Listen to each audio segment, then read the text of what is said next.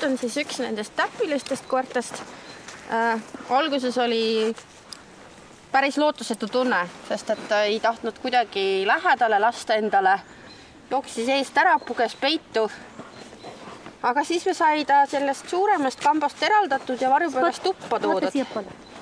Ja tuli välja, et tegemist on ääretult ägeda koeraga, kellel on päris vahva närvikava, rahuneb hästi kiiresti, kohaneb kiiresti.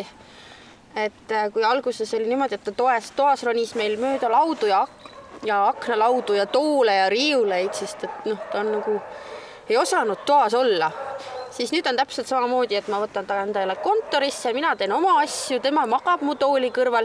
Et ainuke hetk, kui ta siis püsti hüppab, sealt on see, kui mina liigun. Et kui ma lähen teise tuppa, siis ta on hops mul järgi või istub mu tooli peal, sest seal on hea kõrge koht ja sealt on ülevaade asjadest olemas. Kuna ta on see hästi aktiivne ja ta on tõesti oma peremehe heaks valmis kõigeks, et siis me oleme mõelnud, et temast võiks saada tegelikult selline koer, kes tegeleb mõne harrastusspordialaga.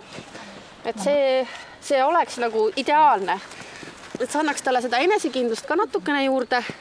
Muidu ei ole tema puhul ka muud tingimust kui eeldust tema võtmiseks kui see, et inimene peab olema valmis selleks, et koer tahab temaga koos olla. Et teda ühtegi neist koertest ma ei tahaks panna õue ja jätta õue. Et võib-olla Junker on ainukene selline, kes tõesti on hästi iseseisev ja ei hooli nii väga sellest kogu aeg inimesega koos olemisest, aga Spoti jaoks on see täiesti katastroof, kui tema ilma oma inimeseta olema.